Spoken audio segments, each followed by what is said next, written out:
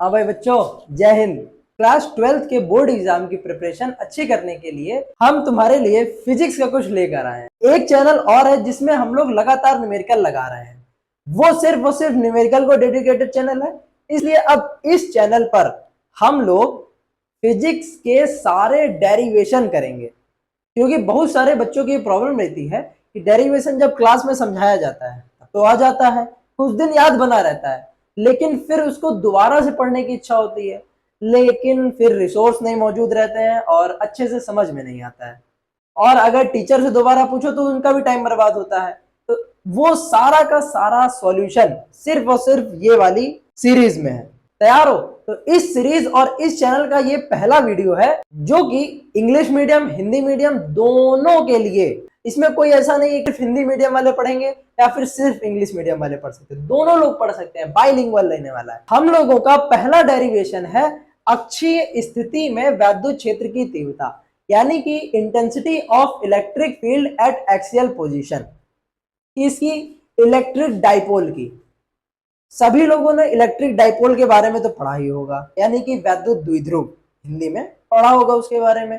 क्या होता है एक बार जरा कमेंट बॉक्स में लिख के दिखाना। हम लोग डेरिवेशन की तरफ चलते हैं कि क्या है क्या नहीं है। पहले तुमको बता दे रहे फॉर्मूला क्या प्रूव होकर आएगा और इसमें कौन कौन से फॉर्मूले यूज होने वाले हैं। सबसे पहले फॉर्मूला ये प्रूव होकर आएगा, E बराबर 1/4 पाई एप्सिलॉन नॉट के Q/P/R3, ये प्रूव होकर आएगा। फॉर्मूला इसमें कौन कौन से यूज होंगे? पहला फॉर्मूला यूज होगा P = Q/2L। दूसरा फॉर्मूला यूज होगा E बराबर 1/4 पाई एप्सिलॉन नॉट के Q/R²।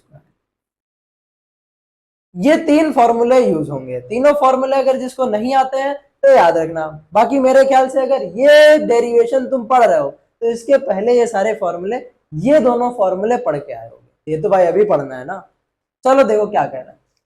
सबसे पहले हमने क्या लिया, एक इलेक्ट्रिक डाइपोल लिया, वैद्युत द्विध्रुव, जिसका नाम क्या है AB।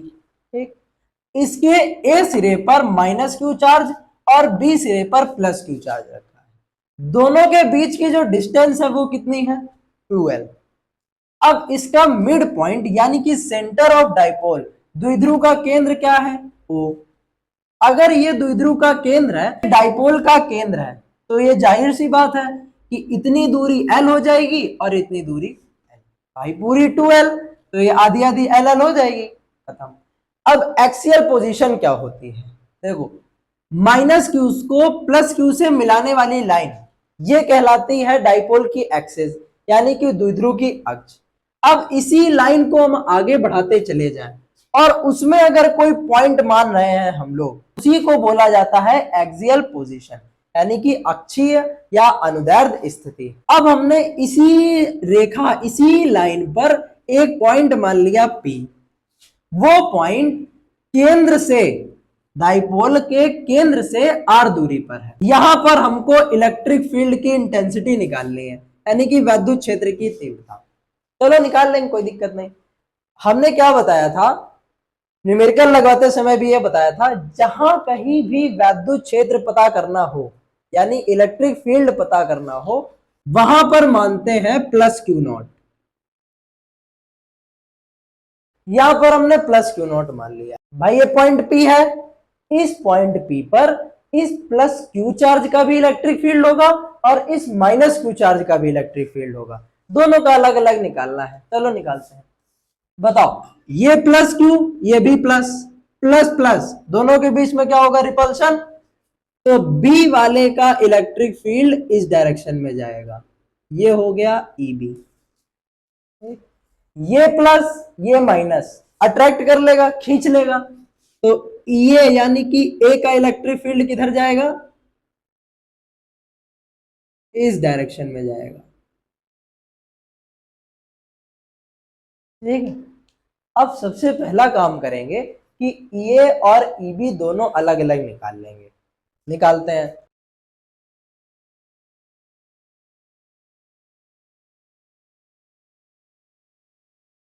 प्लस क्यू के कारण बिंदु P पर उत्पन्न विद्युत क्षेत्र की तीव्रता, intensity of electric field at point P due two plus Q. चलो निकालते हैं। इलेक्ट्रिक फील्ड इंटेंसिटी का फॉर्मूला क्या होता है? E बराबर 1/4 पाई एप्सिलॉन के Q अपॉन आर स्क्वायर होता है। बताओ Q कितना है? Q ही है आर स्क्वायर, यानी कि जिस पॉइंट जहां पर चार्ज रखा है उससे पॉइंट के बीच की दूरी बताओ कितनी है। हम बताते हैं, तुम्हें ध्यान से देखना। देखो यहां से लेके यहां तक की पूरी डिस्टेंस कितनी है? आर। यहां से लेके यहां तक की कितनी है? एल। तो अगर हमें इतनी निकालनी है तो कैसे निकालेंगे भाई? देखो ये अलग से दिखा रहा हूं तुम्हें। ये पूरी डिस्टेंस है आर, यहां से यहां तक हो गई एल। अगर ये आर ये एल तो बाकी कितनी बचे?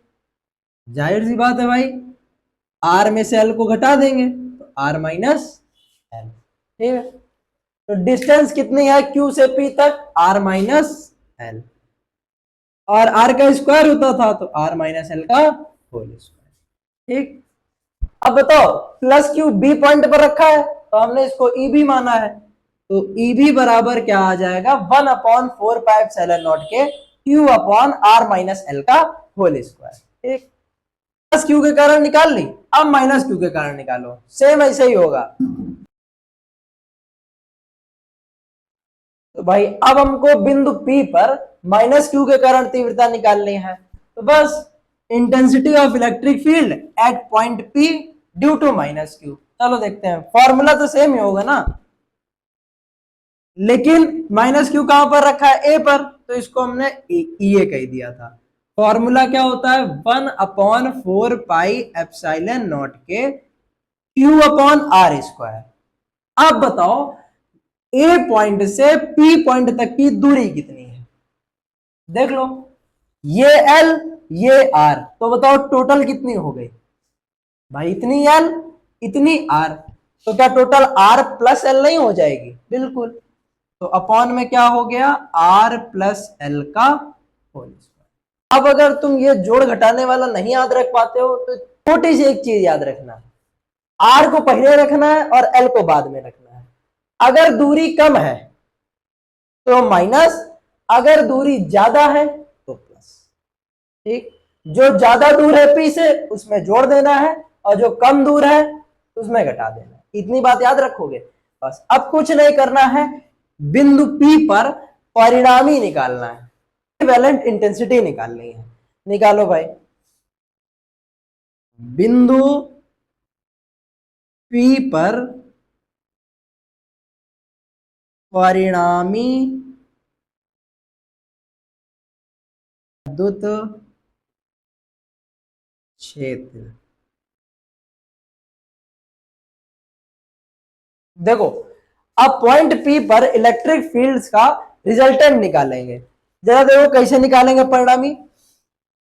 पॉइंट P पर देखो, क्या दोनों विद्युत क्षेत्र की दिशा विपरीत है, यानी कि अपोजिट डायरेक्शन में है? भाई एक जा रहा इधर और एक जा रहा इधर, दोनों की डायरेक्शन विपरीत है। जब भी कभी दो वेक्टर्स की डायरेक्शन अपोजिट होगी तो उनका रिजल्टेंट घटा कर निकाला जाता है, यानी कि परिणामी हमेशा घटा कर निकाला जाएगा। और अगर दोनों सेम डायरेक्शन में है तो परिणामी जोड़ के निकाला जाएगा। यहां पर दोनों अलग अलग डायरेक्शन में है तो दोनों को घटा दिया जाएगा। अब किसको किसमें घटाएं? बड़े वाले में से छोटे वाले को घटाएं। जरा बताओ बड़ा कौन है छोटा कौन है? देख के पता चल रहा है भाई, जो पास में है उसका इलेक्ट्रिक फील्ड तेज होगा और जो दूर है उसका इलेक्ट्रिक फील्ड धीमे होगा। तो पास वाले में से दूर वाले को घटाना है, यही बड़ा होगा। कर देते भाई। तो परिणामी विद्युत क्षेत्र यानी E बराबर, कैसे करेंगे? पास वाले के कारण कौन सा निकला था? EB, और दूर वाले के कारण EA, तो EB माइनस EA। तो वैल्यू रख दो, EB की जगह कितना? 1/4 pi epsilon not Q upon R minus L का whole square. 1/4 pi epsilon not के Q upon R minus L का होल स्क्वायर, ठीक, माइनस 1/4 पाई एप्सिलॉन नॉट के Q upon R plus L का होल स्क्वायर, ठीक। अब बताओ दोनों से कुछ कॉमन आ रहा है? जो कॉमन आ रहा है ले लो। दोनों से कॉमन आ रहा है, पहला तो 1/4 पाई एप्सिलॉन नॉट के कॉमन आ रहा है, और देखो ऊपर ऊपर से क्यू कॉमन आ रहा है, अंदर क्या बचेगा? 1/r माइनस एल का whole square minus 1/r plus L का, ठीक। अब बस कैलकुलेशन करनी है और आंसर आ जाएगा।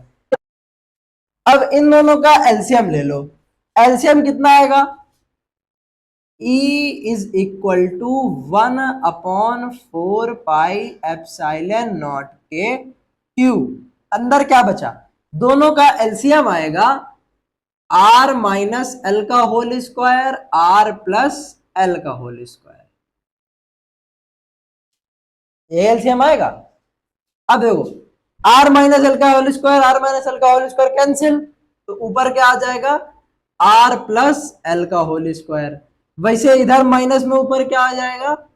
r माइनस एल का होल स्क्वायर। सिर्फ यहां से सॉल्यूशन बचा हुआ है, बाकी कॉन्सेप्ट वगैरह सब खत्म। क्यू आर प्लस एल का होल स्क्वायर कितना होता है? A square plus B square plus 2ab। वैसे इसमें A square plus B square minus 2ab। नीचे जरा देखना, नीचे इधर भी स्क्वायर इधर भी स्क्वायर, दोनों मल्टीप्लाई में लिखे हैं, तो क्या हम इसका होल स्क्वायर नहीं लिख सकते? R minus L R plus L, इस पूरे का स्क्वायर लिख सकते हैं, कोई दिक्कत नहीं।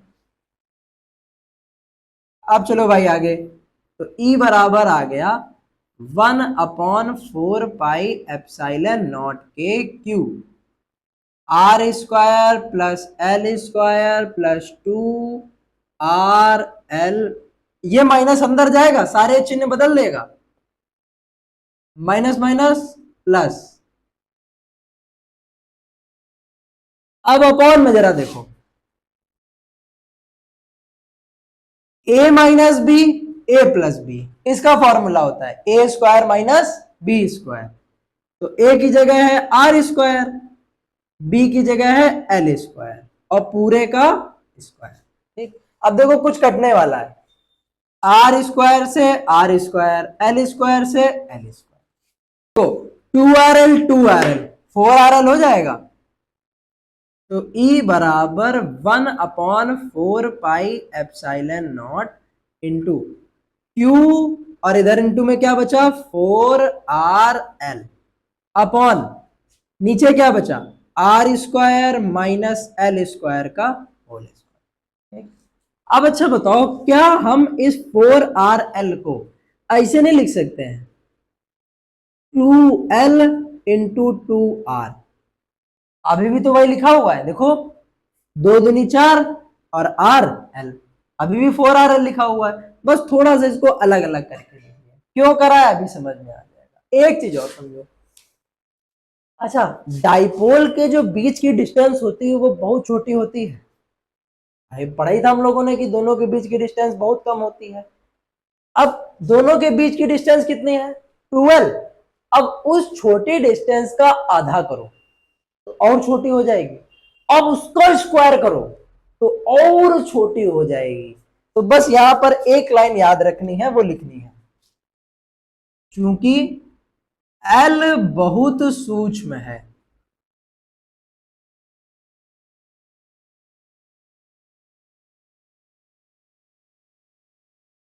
अतः L स्क्वायर को नगण्य मानकर छोड़ने पर